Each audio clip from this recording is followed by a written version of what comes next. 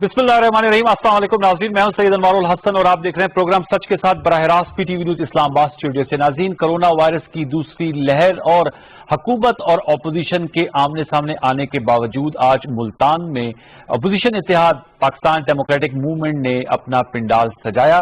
इन्हें जलसागाह में तो जाने की इजाजत नहीं मिली, लेकिन रुकावटें हटा दी गई थी, जिसके बाद जो मुल्तान का घंटाघर चौक है वहां पर अवाम का इन्होंने इकट्ठा किया और जलसे से खिताबात हुए। पीपल्स पार्टी चूंकि इस जलसे की मेजबान थी और आज यौम तासीस भी है पीपल्स पार्टी का 53वां, और इसी मुनासबत से आसफा भुट्टो जरदारी साहबा की भी पॉलिटिकल एंट्री हुई और उन्होंने एक मुख्तसर खिताब किया। मरियम नवाज साहबा भी रैली की सूरत में वहां पर मौजूद थी। मौलाना फजल रहमान साहब जो पीडीएम के सरबराह हैं, उन्होंने भी तकरीर की और हुकूमत मुखालिफ खिताबात थे। बुनियादी नुकता यह था जो मौलाना फजल रहमान साहब ने एंड में कहा कि 13 दिसंबर को लाहौर में भी जलसा होगा और हुकूमत के जाने का वक्त शुरू हुआ जाता है। जनवरी की तारीख पहले ही बिलावल भुट्टो जरदारी साहब, मरियम नवाज साहबा दे चुके हैं।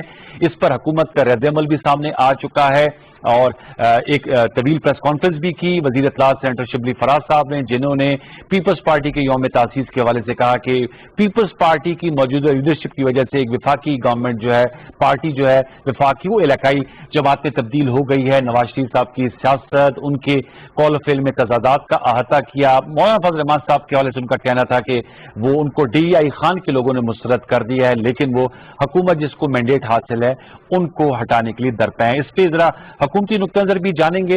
अपोजिशन की जमात पीपल्स पार्टी के सीनियर रहनुमा से भी गुफ्तगू करेंगे प्रोग्राम के पहले हिस्से में। तो इस वक्त हमें हुकूमत की जानिब से ज्वाइन कर रहे हैं पाकिस्तान तहरीक इंसाफ के मरकजी रहनुमा है, कायमा कमेटी बराए इत्तलात और नशरियात के चेयरमैन सेनेटर फैसल जावेद साहब ने हमें ज्वाइन किया है स्काइप पर। फैसल साहब अस्सलाम वालेकुम। सबसे पहले तो मैं आपसे जानना चाहूंगा कि मुल्तान का बिला आखिर जलसा इन वे हो गया। हुकूमत का ये कहना था कि जलसा नहीं होना चाहिए, बात भी सही थी कि कोरोना वायरस की दूसरी लहर है। अपोजिशन का कहना था कि क्या ये कोरोना सिर्फ अपोजिशन के जलसों में आता है, हुकूमत या सिराजुल हक साहब का आज भी नाम लेकर कह रहे थे कि वो भी जलसे कर रहे हैं। असद उमर साहब ने भी पिछले दिनों सखर में कन्वेंशन से खिताब किया। मैं आपसे जानना चाहूंगा, क्या सही तौर पर हैंडल किया पंजाब हुकूमत ने, या आप समझते हैं कि जो आंख मचोली चलती रही पुलिस और यूसुफ रजा गिलानी साहब और पीपल्स पार्टी नून लीग के वर्कर्स के दरमियान, उससे एक गैर जरूरी हाइप मिल गई इस मुल्तान के जलसे को? आपसे जानना चाहूंगा क्योंकि आपने बहुत से जलसे ऑर्गेनाइज किए और आप बहुत से PTI के जलसों में कलीदी किरदार अदा करते रहे। क्या बेहतर हैंडल किया जा सकता है, या आप समझते हैं बेहतर तौर पर हैंडल किया पंजाब गवर्नमेंट ने? सेनेटर फैसल जावेद साहब। जी वालेकुम अस्सलाम अनवार हसन साहब, बहुत बहुत शुक्रिया, आपने प्रोग्राम में दावत दी है। और देखिए, पहली चीज तो यह है कि हैंडल ठीक किया कि नहीं।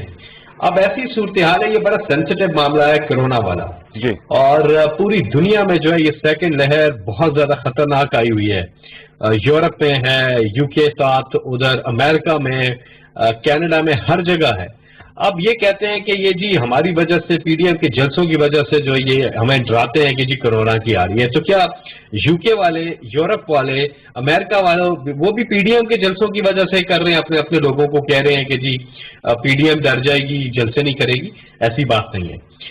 नंबर 2, आप इस सेंसिटिव मामले को जब आप हैंडल कर रहे होते हैं एडमिनिस्ट्रेटिवली, तो ये बड़ा ऐसा होता है कि आपकी स्ट्रेटेजी जो है वो ये थी कि इनको रोका जाए। अगर तो अगर रोकते हैं, क्योंकि पहले तो उनको लाख समझाते रहे कि आप अब ना करें, जलसा ना करें, अभी ना करें, बाद में कर रहे हैं जब हालात बेहतर होते हैं, लेकिन वो नहीं समझे। उनको मीटिंग के लिए भी बुलाया, उन्होंने तो बिल्कुल ही हटदर्मी दिखाई है, उन्हें लोगों की कोई परवाह नहीं।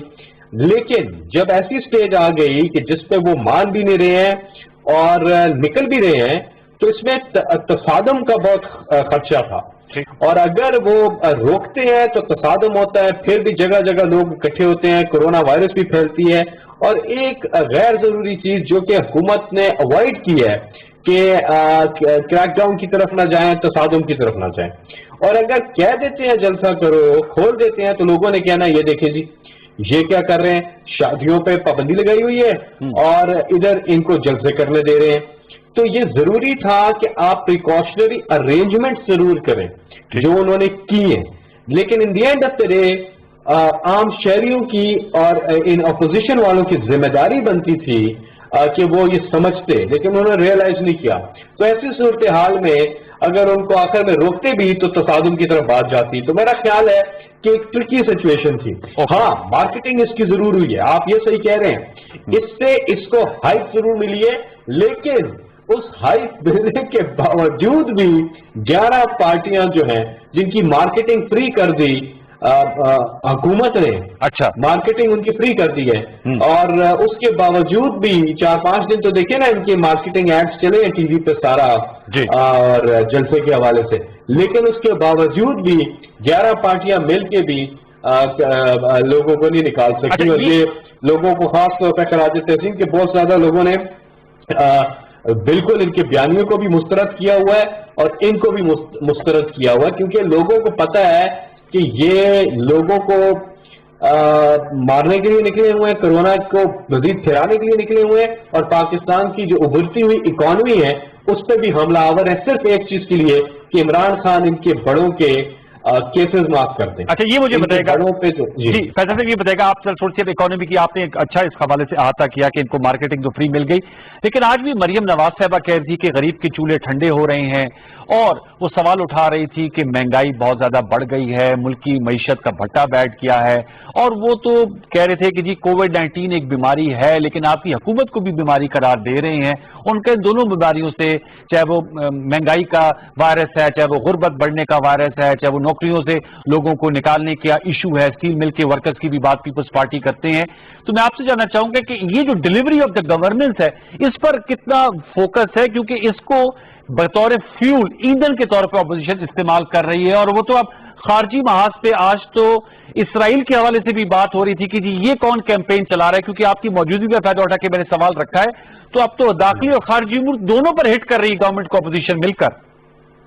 اب اتنے جھوٹ بولتے ہیں کہ اب انہیں سمجھ نہیں آ رہی ہے کہ کیا کرنا ہے, تو ادھر ادھر اب دیواروں سے ٹکرے مارنا شروع کر دیے انہوں نے, کیونکہ مہنگائی کی بات کرتے ہیں تو ان کے ادوار میں جو انہوں نے ملک کے ساتھ کیا ہوا تھا, جو مہنگائی ہوئی کس وجہ سے, ریکارڈ قرضے انہوں نے لیے ہوئے تھے, جو ہمارے آمدنی اور خرچوں, جو ڈالر کے اندر خرچے اور آمدنی کا جو نقصان ہے پاکستان کو $20 ارب ہو رہا تھا. اب عمران خان صاحب نے کیا کیا کر دیا. دیکھیں عمران خان صاحب نے ایک ایسی چیز کیا کہ پاکستان کی 17 سال کی تاریخ میں پہلی بار یہ ہوا ہے کہ ہمارا جو ڈالر کے اندر آمدنی و خرچوں کا جو نقصان تھا $20 ارب, وہ پچھلے 4 مہینوں سے وہ نفع میں جا رہا ہے. یعنی کہ $20 ارب کو ہم ایک تو کم کر کے کوئی $2.5 ارب پہ لے آئے ہیں, اور پچھلے 4 مہینوں میں کرنٹ اکاؤنٹ ہمارا سرپلس میں جا رہا ہے, نفع میں جا رہے ہیں. اور دوسرا, اگر ان کی لی ہوئی قرضوں کی قسطیں نہ دینی پڑے, ہمیں اس پہ انٹرسٹ نہ دینا پڑے, تو عمران خان نے, وزیر اعظم عمران خان نے پاکستان کی آمدن بڑھا دی اور خرچے کم کر دیے. اب آتے ہیں عام آدمی پہ جو اثرات اس کے. پچھلے ایک ہفتے میں جو قیمتیں نیچے آنا شروع ہوئی ہیں, ٹماٹر کی قیمت 15 روپے نیچے گئی ہے, پیاز 6 روپے نیچے گیا, چکن کی قیمت 20 روپے فی کلو نیچے گئی ہے, چینی کے نرخ جو ہیں وہ 15 روپے سے زیادہ نیچے گئے ہیں, آٹا, دالیں, آلو, ان کی قیمتوں میں ریکارڈ کمی آئی ہے. پچھلے ایک ہفتے میں مزید کمی آئے گی, آنے والے دنوں میں مزید کمی آئے گی. IMF کی رپورٹ بھی آئی ہے کہ پاکستان میں مہنگائی کم ہوگی. ہم نے بڑی بڑی چیزیں پہلے ٹھیک کرنی تھی اور پھر عام آدمی تک اثرات جانے تھے. آج فیصلہ آباد میں ہم نہیں کہتے جی, یہ کہتے ہیں آل پاکستان جو کاٹن پاور لومز ایسوسی ایشن ہے, وہ کہتے ہیں کہ 1990 کے بعد پہلی دفعہ فیصلہ آباد کی پوری ٹیکسٹائل انڈسٹری اب پوری طرح بحال ہوئی ہے. پہلی دفعہ 50,000 جو بند تھی پاور لوم یونٹس جو تھے انہوں نے فنکشن کرنا شروع کر دیا, اور 30,000 نئے لومز لگ گئے ہیں, اور وہاں پہ لیبر فل ہو گئی ہے, گنجائش ہی نہیں ہے اب نوکریوں کی, یعنی کہ فل ادھر نوکریاں مل گئی ہیں لوگوں کو, لیبر فل ہے, روزگار بڑھ رہا ہے. ہماری 1960 کے بعد پہلی دفعہ پاکستان انڈسٹریلائزیشن کی طرف گیا. لارج سکیل مینوفیکچرنگ میں پاکستان نے پچھلے کچھ عرصے میں جو کارکردگی دکھائی اور مزید آگے بہتر ہو رہی ہے. پاکستان کی لارج سکیل جو مینوفیکچرنگ ہے وہ 10% پچھلے سال سے اوپر گئی ہے, اور 36 آئٹم جو ہیں ministry of industries and production ان میں 7.92% آگے گئے ہیں. सीमेंट की रिकॉर्ड सेल हुई है, मोटरसाइकिल की रिकॉर्ड सेल हुई है, कंस्ट्रक्शन इंडस्ट्री के अंदर बहुत बड़ा बूम आया हुआ है, हमारी रेमिटेंसेस ऊपर जा रही है, हमारी एक्सपोर्ट्स ऊपर गई हुई है हर लिहाज से। आज मूडीज कहता है, फिंच कहता है, ब्लूमबर्ग कहता है, IMF कहता है, एशियन डेवलपमेंट बैंक कहता है कि पाकिस्तान की इकॉनमी स्टेबल हुई है और आगे जा रही है। कोरोना के बाद पाकिस्तान पहला मुल्क है जिसकी इकॉनमी तेजी से रिकवर की है। अच्छा, ये बताइएगा, तकलीफ है इनको। जी फैसल साहब, आपने बताया कि ये तो इकोनॉमी की उठान अच्छी है, लेकिन ये जो अब मौलाना फजल रहमान साहब तो अब भी कह रहे थे कि जी लाहौर का जो 13 दिसंबर का जलसा है, और आगे चल के हम नैयर बुखारी साहब से भी गुफ्तगू कर रहे होंगे, बिलावल भुट्टो जरदारी साहब और आज आसफ भुट्टो साहब अभी कह रही थी, और ये जो वर्ड उन्होंने चुना है सिलेक्टेड का, कि उनका सिलेक्टेड हैज टू गो, जाना तो आपको पड़ेगा, जाना आपका ठहर गया, वो फिर किस कॉन्फिडेंस और एतमाद से कह रहे हैं कि जनवरी, आपकी टाइमलाइन दे रहे हैं कि जनवरी में हुकूमत जो है वो नहीं रहेगी, आप कह रहे हैं इक्तिसादी हालात इतने बेहतर हो रहे हैं, वो लॉन्ग मार्च करते, काउंटर स्ट्रेटेजी क्या है इनके जलसों को रोकने के हवाले से? मुल्तान में आप नहीं रोक सके, आप देखकर सेंसिटिव मामला, लाहौर में भी वो करने जा रहे हैं, 27 दिसंबर को भी करेंगे, और अगर इस्लामाबाद आ गए तो सर इसकी काउंटर स्ट्रेटेजी क्या है? ये तमाम जो इकोनॉमिक गेन्स हैं ये पॉलिटिकल इंस्टेबिलिटी से जाया हो सकते हैं। जी अनवर साहब, आप ठीक कह रहे हैं कि ये जो इकॉनमी के ऊपर पाकिस्तान की प्रोग्रेस है इसी की वजह से ये कर रहे हैं, और दूसरा ये चाहते हैं कि कोरोना भी फैले और पाकिस्तान के हालात बुरे हों, और किसी तरह से इनके जो केसेस हैं वो माफ हों, और जो सेनेट का इलेक्शन है उसको टारगेट कर रहे हैं। देखिए, ये इस्लामाबाद आए थे, पहले भी आए थे, इससे ज्यादा फोर्स से आए थे, उस वक्त कोरोना भी नहीं था, और लोग जो है मौलाना फजल रहमान निकालने में कामयाब भी हुए थे, और बाकियों के साथ खैर लोग नहीं आए थे। तो इस्लामाबाद आए, जलसे करके इस्लामाबाद पहुंचे, क्या हो गया? कुछ हुआ? कुछ भी नहीं हुआ। अभी इन्होंने कितने जलसे कर लिए, अभी मुल्तान के जलसे आज बात हो रही है, कल बात होगी, टॉक शोज होंगे, परसों लोग भूल जाएंगे। हमारे जो जलसे होते थे आज भी उसके आफ्टर शॉक्स आ रहे हैं। हमारा जो मीनार पाकिस्तान का जलसा था 30 अक्टूबर का 2011 में, 9 साल पहले हुआ था, अभी भी उसके आफ्टर शॉक्स आ रहे हैं। हमारा जो धरना था 126 दिन, अभी भी उसके आफ्टर शॉक्स आ रहे हैं। इनके जलसे 2 दिन की जलसी होती है, 2 दिन के बाद लोग भूल जाते हैं। मीनार पाकिस्तान, देखिए हम इन्हें कहते हैं, समझाते हैं, भाई आप करें जलसे। जब बीच में ब्रेक आया था हमने कुछ नहीं कहा, इन्होंने गुजरांवाला जलसा किया, कराची की, हमने कुछ नहीं कहा। अभी मसला ये है कि SOPs जो है जलसों में फॉलो नहीं हो सकते। एक काम ये करें कि लाहौर के जलसे की जगह बिलावल हाउस में एक कॉर्नर मीटिंग रखते, टीवी इनको दिखाएगा, PTV भी दिखा देगा, चले जी हम PTV पे भी दिखा देंगे। अच्छा, हम ये कहते हैं कि आप बिलावल हाउस में फंक्शन रखें, क्योंकि वहां पर SOPs फॉलो करने बहुत जरूरी हैं। वहां पे आप मंगनी का फंक्शन अटेंड नहीं कर सकते सर जब तक आपने अपना कोरोना टेस्ट ना कराया हो। इतने जबरदस्त वहां पे उनके SOPs है, जबरदस्त वेन्यू है वो। वहां पर आप कॉर्नर मीटिंग रखें, मीडिया वहां पे होगा, PTV भी कवर करेगा, और आपकी तकरीर घर घर जाएगी। आपका जो झूठ बोलते हैं वो घर घर जाएगी। आप इस तरह से अपना कर लें, लोगों की जिंदगियां तो खतरे में मत डालें। अब मीनार पाकिस्तान जा रहे हैं, मीनार पाकिस्तान भाई हमने 3 दफा हैट्रिक की हुई है, वहां जलसा हमने भरा है मीनार Pakistan. It's not a joke.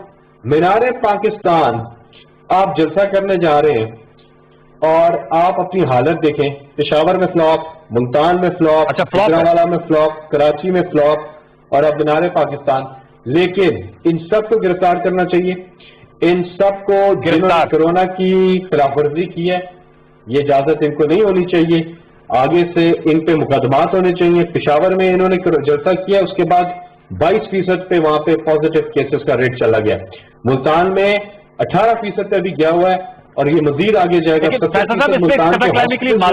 आपने कहा कि गिरफ्तार होने चाहिए, वो ये कहते हैं कि सिराजुल हक साहब को क्यों कर इजाजत मिलती है? उन्होंने स्वात पे किया, फिर उन्होंने दीर में कर लिया, फिर असद उमर साहब का कहते हैं कि उन्होंने एक यूथ कन्वेंशन से खिताब किया। तो ये सीरियसनेस वो कहते हैं हुकूमत की तरफ से नजर नहीं आती। बाजार खुले हैं, इतवार बाजार, जुम्मा बाजार, लोग आ जा रहे हैं, तो इन चीजों को इंश्योर नहीं क्यों नहीं करी? सिर्फ अपोजिशन के अवामी इज्तिमा में क्यों कोरोना फैलेगा? उनका ये डिफेंस है।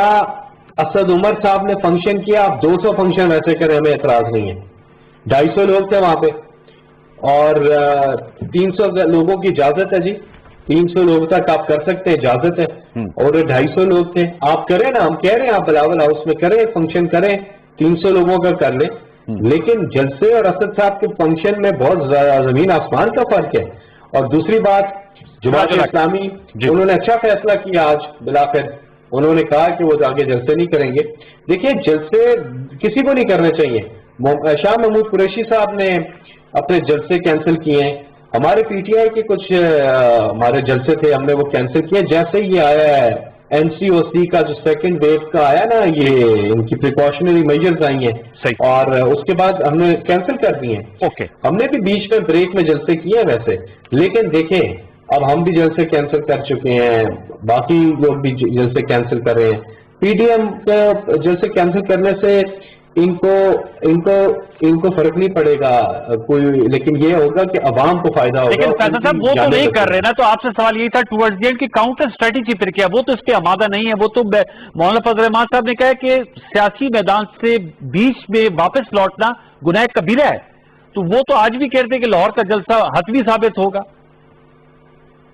دیکھیں کر لینا، لاہور میں کیا کریں گے جی، کر لیں جلسہ کریں، کیا کر لیں گے. میں تو کہتا ہوں پنجاب حکومت کو ابھی فیصلہ کرنا ہے اجازت دینی ہے یا نہیں دینی ہے، سمپل از دیٹ. نہیں دینی ہے تو بند کرے ساروں کو، یہ کرونا کے ایس او پیز جو ہیں اڑا رہے ہیں سارے.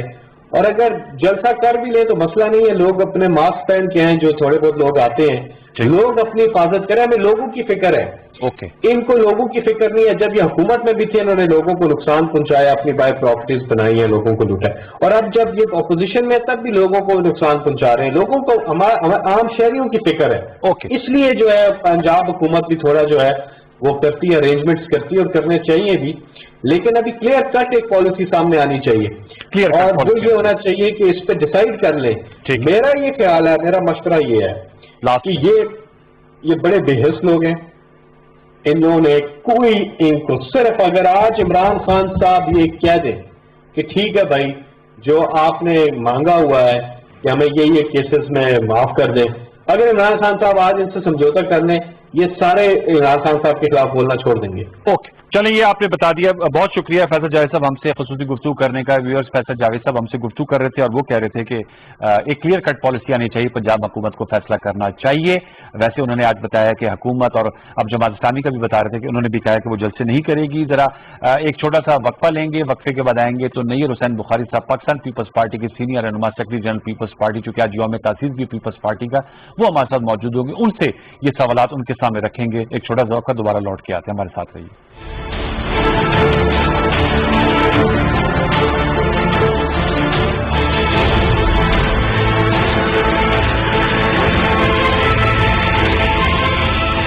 فوری خبر ہو، رائے یا تجزیے، ڈیجیٹل دنیا میں آپ کے ساتھ ساتھ پی ٹی وی نیوز کی سوشل میڈیا پلیٹ فارمز پر بڑھتی مقبولیت، ٹاک شوز، خصوصی رپورٹس اور آگہی کے پیغامات کی فوری رسانی کے لیے پیش P T V news Facebook account پر 30 لاکھ فالوورز مکمل. ہم پر اعتماد کرنے اور جڑے رہنے پر آپ کا شکریہ. پی ٹی وی نیوز، درست ہر وقت بر وقت.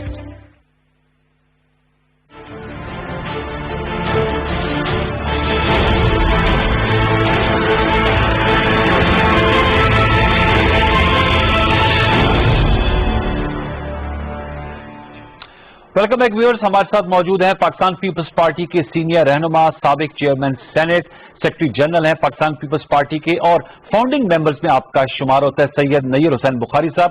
السلام علیکم سر. وعلیکم السلام. نہیں صاحب، سب سے پہلے تو چونکہ آج یوم تاسیس ہے پیپلز پارٹی کا، تو اس حوالے سے بھی ہم آپ سے گفتگو کریں گے. اور آصفہ بھٹو زرداری صاحبہ نے بھی ٹیکٹیکل پالیٹکس پہ آج اپنی انٹری دی ہے. ملتان میں پی ڈی ایم کا جلسہ ہو گیا. سب سے پہلے تو میں آپ سے جاننا چاہوں گا کہ بڑی ہائپ کریٹ ہو گئی تھی آج پنجاب حکومت، وزیر اعلیٰ عثمان بزدار صاحب کا بھی بیان سامنے آیا کہ رکاوٹیں ہٹا دی گئیں، اگرچہ آپ کو وہاں اجازت نہیں ملی جہاں آپ لوگ جلسہ گاہ میں جلسہ کرنا چاہتے تھے، قلعہ قاسم باغ میں، لیکن جو ملتان کا چوک ہے اسی کو آپ نے جلسہ گاہ میں تبدیل کر دیا. میں آپ سے جاننا چاہوں گا، یہ کووڈ 19 کی دوسری لہر میں بھی تیزی آ رہی ہے اور سرد موسم میں سیاسی ماحول بھی گرم ہو رہا ہے، تقریر بھی ہو گئی، الٹیمیٹمز بھی دیے گئے، 13 دسمبر کے لاہور کا جلسے کا بھی اعلان کر دیا گیا. کیا وجہ ہے بخاری صاحب کہ پبلک ہیلتھ ایشو سامنے ہے؟ ظاہر بات ہے اس کا آپ بھی شکار ہوئے ہیں، اللہ تعالیٰ نے آپ کو صحت دی ہے. بلاول بھٹو زرداری صاحب بھی اس مرض میں مبتلا ہے، اللہ تعالیٰ ان کو بھی صحت دے. حکومت کا بھی یہ کہنا ہے، حکومت کو بھی نہیں کرنی چاہیں ہم ان دا سیم بریتھ کہیں گے، لیکن کیا کچھ عرصے کے لیے یہ پولیٹیکل ایکٹیویٹی معطل نہیں کی جا سکتی، یا یہ آپ سمجھتے ہیں کہ یہ ناگزیر ہے؟ بخاری صاحب پہلے تو اس کا جواب دیجیے گا، پھر آج کے جلسے پہ بھی اور تقریر پر بھی بات کریں گے. دیکھیے بات یہ ہے کہ کاروبار زندگی میں چلتا رہتا ہے، ساری دنیا میں چل رہا ہے جی امور مملکت بھی چلتے ہیں اور امور حکومت بھی چلتے ہیں.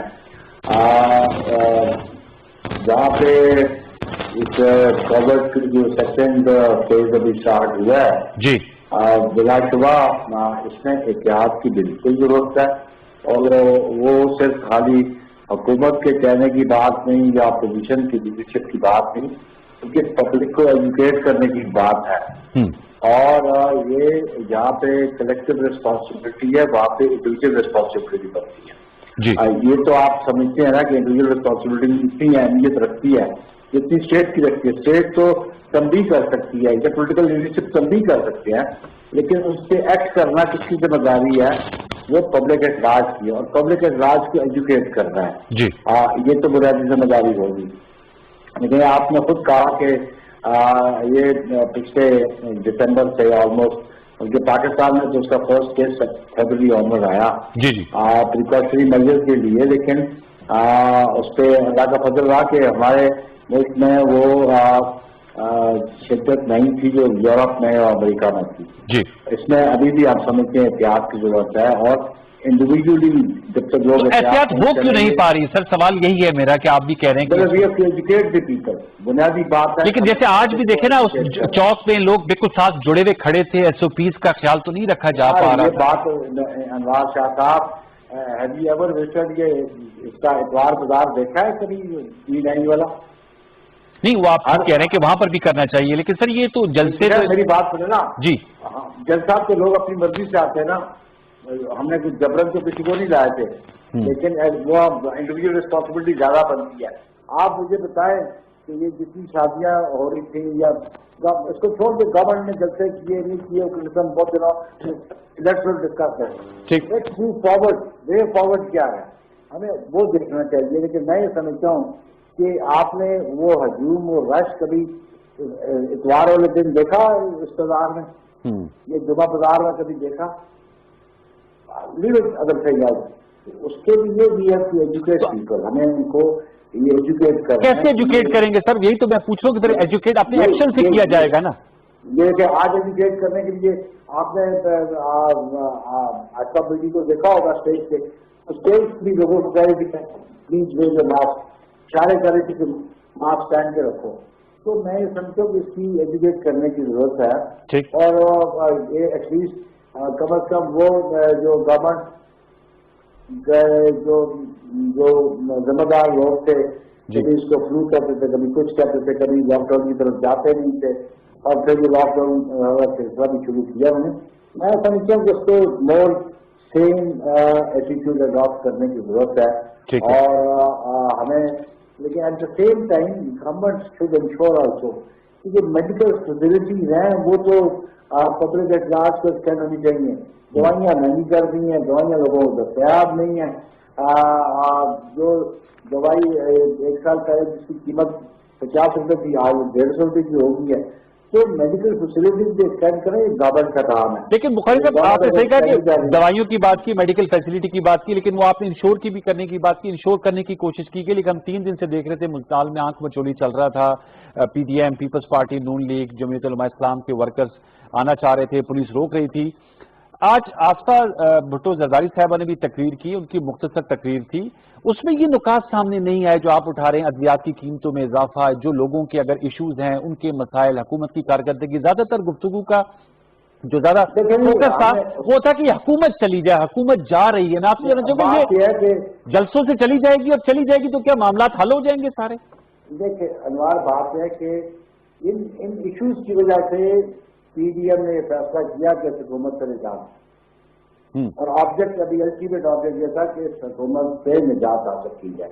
نجات حاصل کرنے کے ریزنس کیا ہیں وہ جو میں نے آپ کو عرض کیا، یہ مہنگائی، بے روزگاری، مراکز سے لوگوں کو نکالا جا رہا ہے، لوگوں کو بے گھر کیا جا رہا ہے، اکانومی ان بیڈ شیپ. دیکھیے بھی بڑا کال کلیم کرتے ہیں جی سرکولر ڈیٹ ہمارا کام، اور وہ کرنٹ اکاؤنٹ ڈیفیسٹ.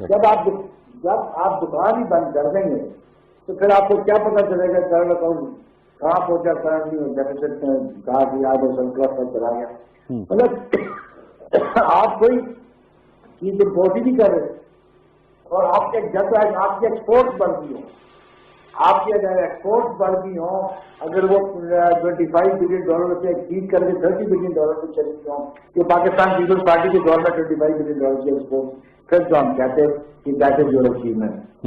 آپ کی ایکسپورٹ بڑھی نہیں، امپورٹ آپ نے نہ تو آپ ڈیولپمنٹ کا کام کرنے والے ہیں، نہ آپ مشینری امپورٹ کر رہے ہیں، اور نہ ہی نئی انویسٹمنٹ وہ پاکستان تو آ رہی بتا رہے ہیں کہ فیصلہ آباد میں ٹیکسٹائل جو ہے بوم کر رہی ہے، تعمیراتی شعبے میں بہتری آ رہی ہے.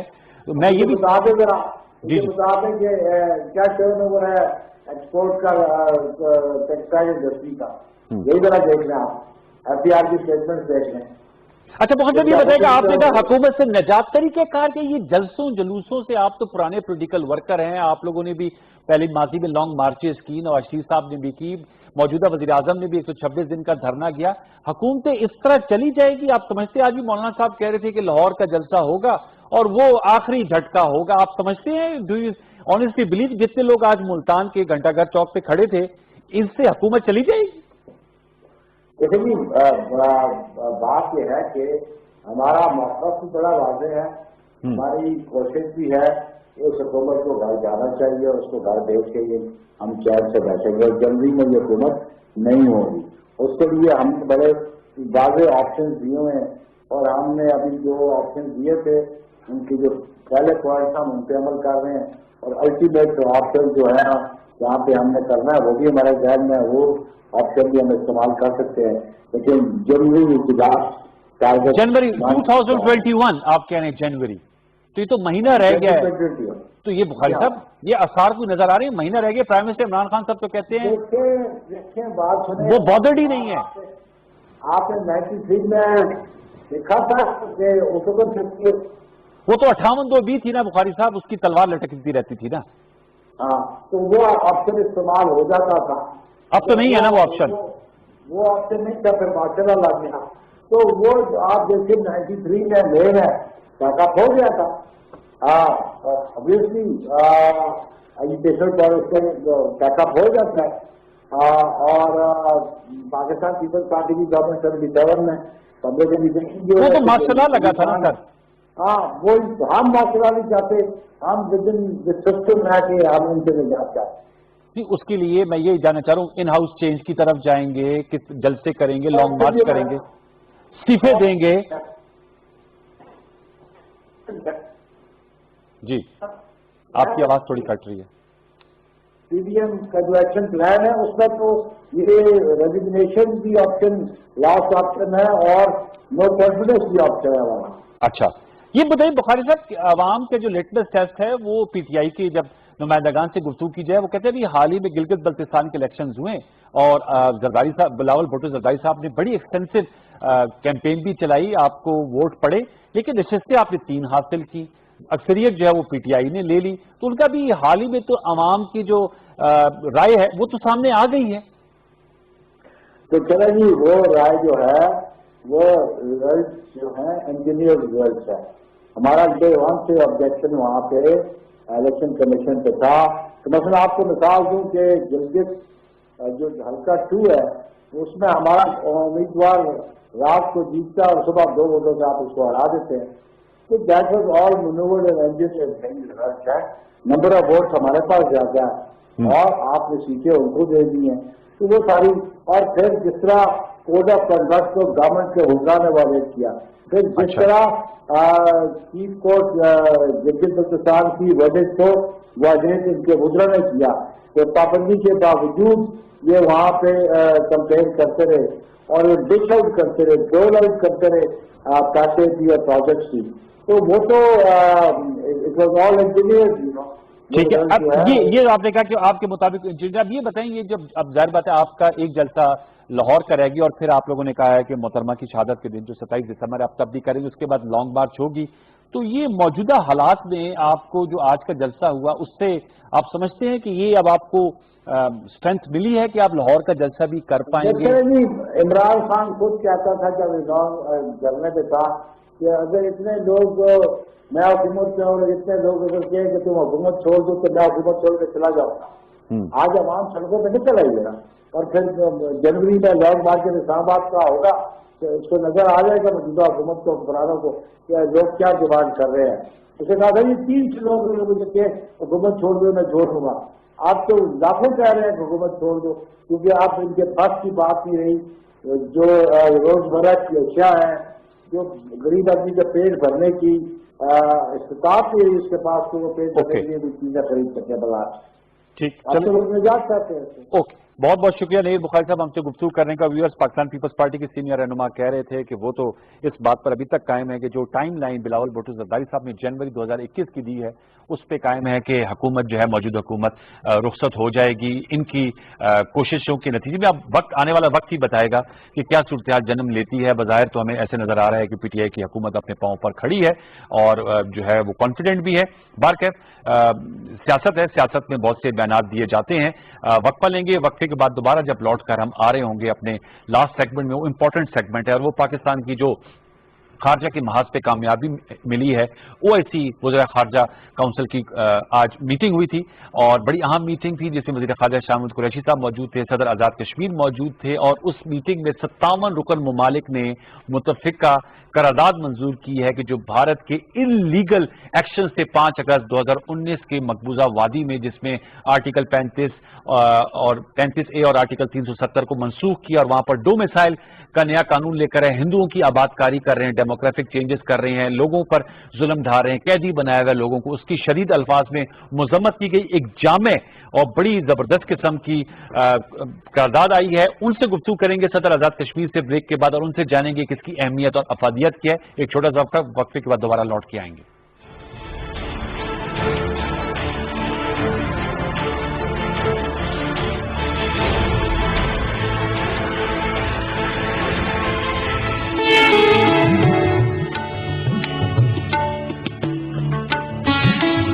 خودی میں اگر انقلاب ہو پیدا، عجب نہیں ہے کہ یہ 4 سو بدل جائے.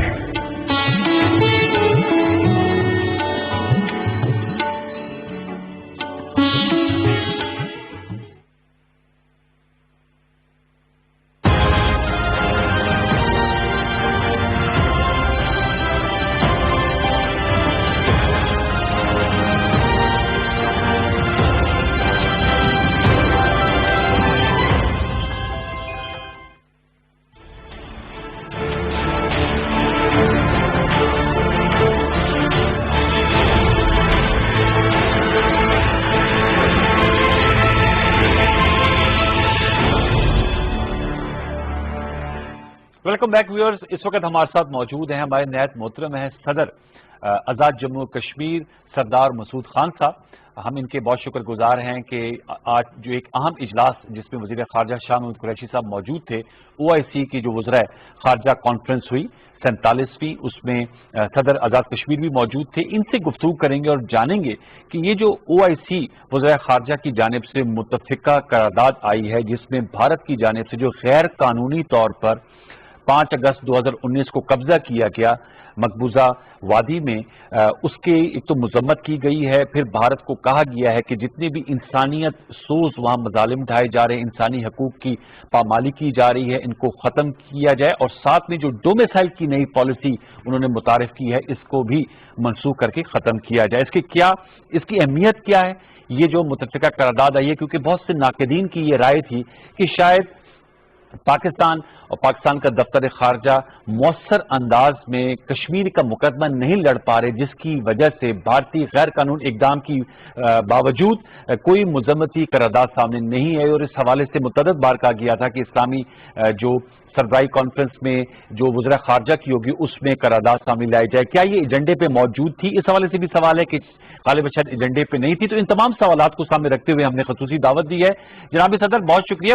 سب سے پہلے تو پی ٹی وی کے ویورز کو بتائیے گا یہ جو قرارداد منظور کی گئی ہے اس کی ڈپلومیٹک پارلنس پہ کیا اہمیت اور افادیت ہے؟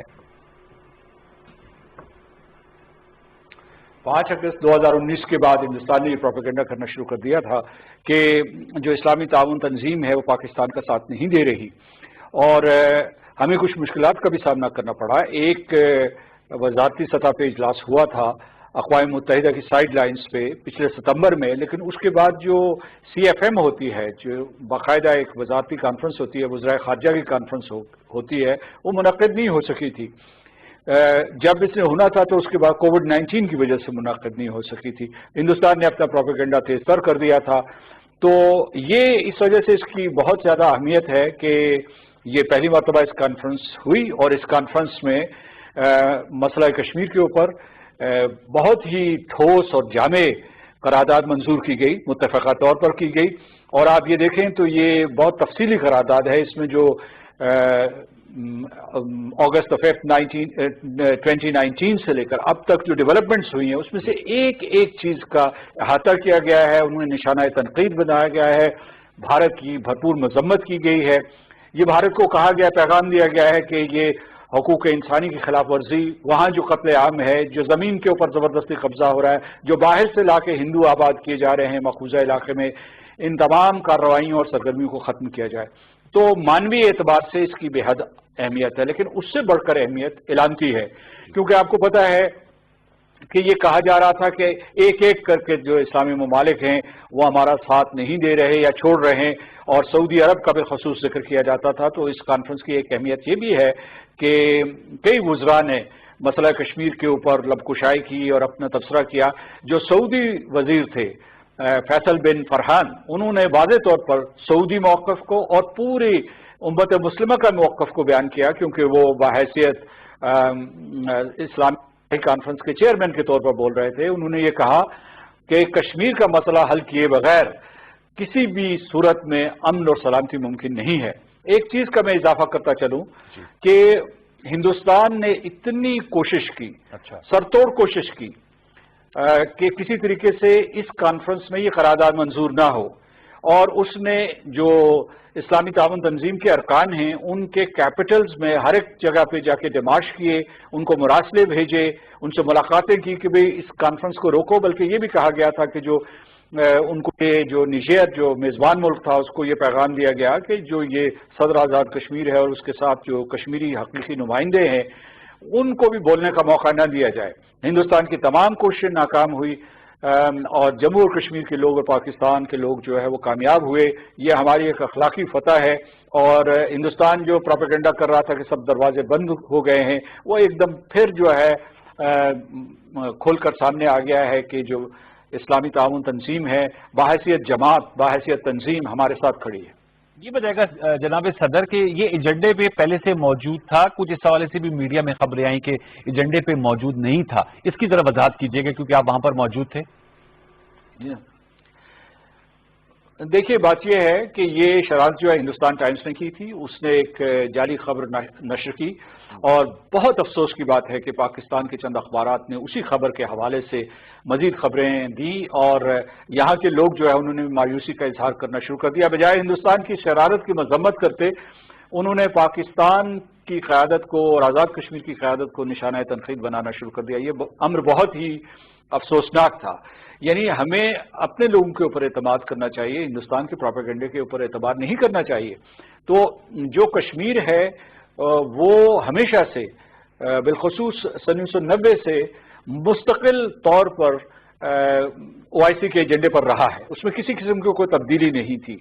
تو انہوں نے چند جو ہے کچھ اقتباسات اٹھائے، کچھ کوئی جھلک دکھائی جزوی طور پر ایجنڈے کی، اور یہ پروپیگنڈا کرنا شروع کر دیا کہ کشمیر کو OIC کے ایجنڈے سے یا وزارتی کانفرنس کے ایجنڈے سے خارج کر دیا۔ تو یہ سراسر غلط تھا، اور جب یہ قرارداد منظور ہوئی، جب وزرائے خارجہ نے اس پورے مسئلے کو زیر بحث لایا، جب اس کے بعد مجھے موقع ملا وہاں جو خطاب کرنے کا جو کشمیری حقیقی نمائندے تھے، تو اس سے جو ہے ہندوستان کی یہ ساری کی ساری کہانی جو ہے یا یہ ساری کی ساری جو شرارت تھی وہ کھل کر سامنے آ گئی۔ نہیں، بلا شبہ جو پاکستانی وفد تھا اس میں وزیر خارجہ شاہ محمود قریشی صاحب آپ موجود تھے، آپ لوگ تحسین کے قابل ہیں۔ ذرا مجھے اب یہ بتائے گا کہ آپ نے کہا اس کی علامتی حیثیت کافی زیادہ اور ہے بھی، 57 رکن ممالک ہیں، मैं जानना चाहूंगा कि भारत पर अब इसके क्या मुमकिन असरात मुरतब हो सकते हैं। आपने कहा उन्होंने बड़ी मजबूत कोशिश की, तमाम कैपिटल्स में इन रुकन ममालिक के अपने नुमाइंदगान भेजे, कोशिश की गई कि ये करारदाद मंजूर ना हो।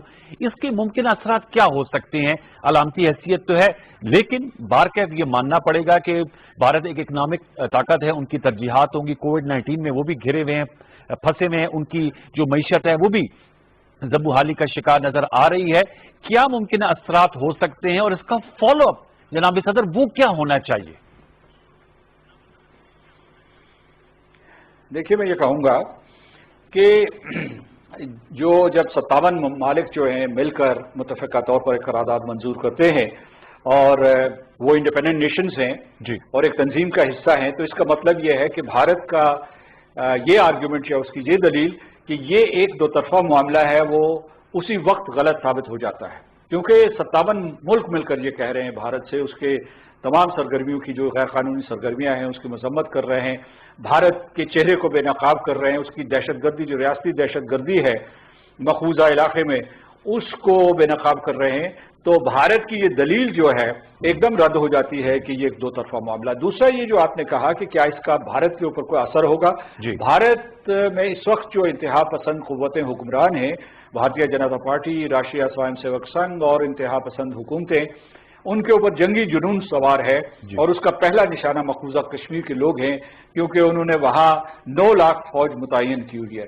तो मुझे नहीं लगता कि इस करारदाद से फौरी तौर पर उनके ऊपर कोई दबाव पड़ेगा, क्योंकि वो अपने कातलाना मंसूबे को एक अंजाम तक पहुंचाना चाहते हैं। लेकिन मैं आपको ये बताता हूं कि दुनिया भर के अखबारात ने इस बात की रिपोर्टिंग की कि जनाब इस तरीके से 57 मुल्क जो हैं वो इकट्ठे हो गए हैं, तो इसका दबाव जो है मगरब में पड़ेगा। मगरब में भी जो है हुकूमतें तब्दील हो रही हैं, खासतौर से अमेरिका में तब्दील हुई है, तो वो देखेंगे, सोचने में मजबूर होंगे कि भारत से दोस्ती अपनी जगह पे, माशी और स्ट्रेटेजिक मुफादात अपनी जगह पे, लेकिन क्या वो भारत की इन फस्ताई पॉलिसियों की तायीद करते रहेंगे या इनसे चश्मपोशी करते रहेंगे और भारत जो है इतने में नस्लकुशी करता रहेगा।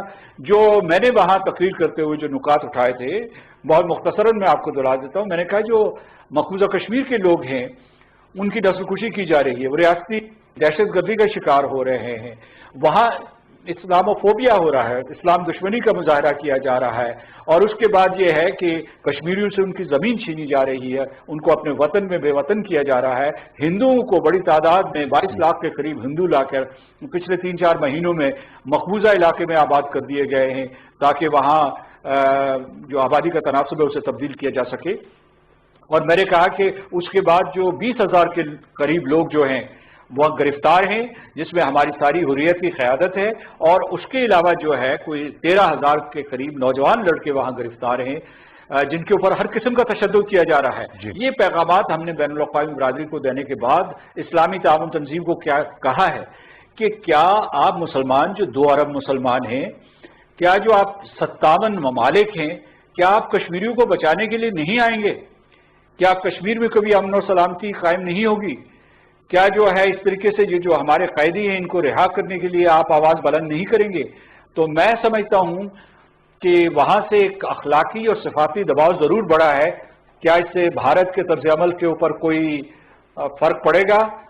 मेरा ख्याल है फिलहाल नहीं, लेकिन हम अपनी जिद्दोजहद जारी रखेंगे जब तक भारत के भारतीय कातिलों को न रोक लें, उन्होंने सजा न दिलवा दें। इंशाल्लाह। ये भी बताएगा मसूद अहमद खान साहब के सऊदी अरब के हवाले से भी आपने कहा कि उनके वजीर खारजा ने कलीदी किरदार अदा किया। कुछ माजी करीब में कुछ ऐसी गलत खबरें भी सामने आई जिसकी बलबूते पर ये भी कुछ लोगों ने नतायज अखज़ करने की कोशिश की कि गालिबन कश्मीर के सवाल पर ही सऊदी अरब और बिलखसूस जो UAE हैं वो उनका नुक्ता नज़र उस तरह वो नहीं फोर फ्रंट पे लेकर आ रहे जैसे लाना चाहिए था, और इस हवाले से कुछ गलत फहमियों के हवाले से भी खबरें आती थी। इस करारदाद के बाद वो तमाम जो खदशात थे वो जायल हो गए हैं। बड़ी हद तक जायल हो गए, लेकिन मैं आपको बताता हूं कि गुज़श्ता बरस जब अगस्त में हिंदुस्तान ने ये गैर कानूनी कार्रवाइयां की थी, तो उस वक्त जो है ये था कि तुर्की ने, ईरान ने और मलेशिया ने बहुत वाज़ेह बयानात दिए थे। جو سعودی عرب کی طرف سے یا UAE کی طرف سے بیانات نہیں آئے تھے اس سے بڑی قیاس آرائی شروع ہوئی. بعض لوگ جو ہیں وہ آگے بڑھ گئے کیونکہ ان ممالک کے ساتھ ہمارے روایتی اور گہرے تعلقات بھی ہیں، سعودی عرب کے ساتھ، UAE کے ساتھ. لیکن ایک دوسرا طریقہ یہ تھا کہ سعودی عرب کو اور UAE کو کہا جائے کہ وہ ہندوستان کو سمجھائیں. اگر ہندوستان کے ساتھ ان کے گہرے تعلقات ہیں یا معاشی تعلقات ہیں یا سرمایہ کاری کے تعلقات ہیں تو اس کو سمجھائیں. اور دوسرے یہ کہ چونکہ وہ ہمارے دوست ہیں تو ان کو یہ کہا جائے کہ وہ بھی بیانات دیں.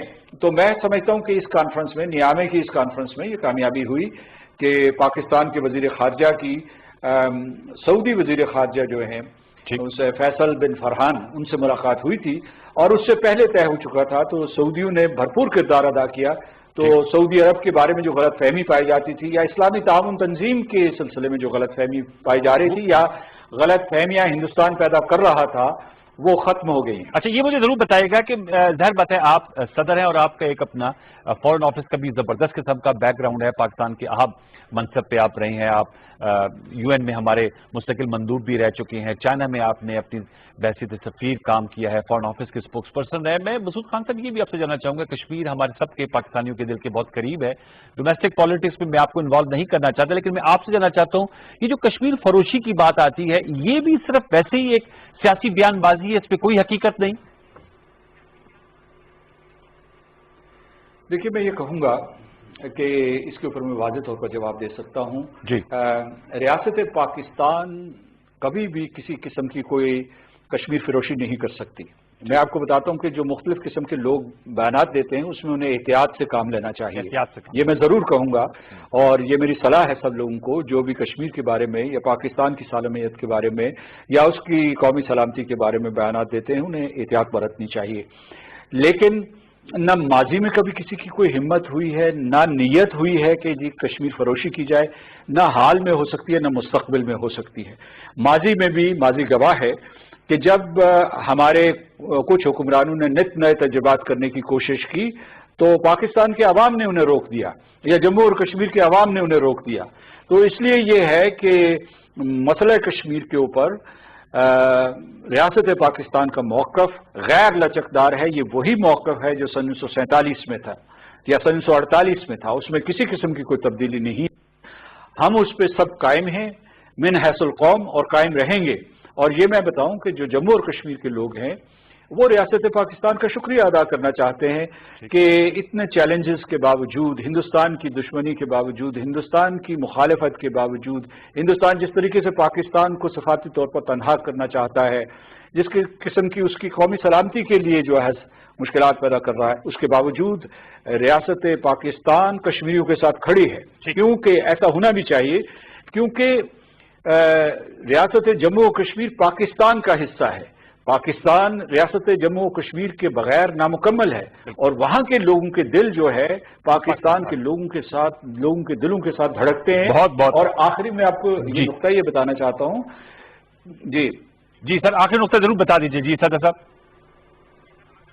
جی میں آخری نقطہ یہ بتانا چاہتا ہوں کہ جو کشمیر کے لوگ تحریک تکمیل پاکستان کے لیے اپنا خون دے رہے ہیں اور پاکستان کے جھنڈوں میں اپنے شہیدوں کو دفن کر رہے ہیں، تو کہنے کا مطلب یہ ہے کہ جہاں کشمیری قربانی دے رہے ہیں اور وہ ہمت نہیں ہارے، پاکستان میں بھی کسی قسم کی کوئی غلط فہمی نہیں پیدا کرنی چاہیے. ہمیں ہمت نہیں ہارنی چاہیے، ہمیں اپنے محاذ پہ قائم رہنا چاہیے، محاذ پہ ڈٹے رہنا چاہیے تاکہ ایک دن ہم کشمیر کو آزاد کروا سکیں. انشاءاللہ. بہت بہت شکریہ، بہت نوازش.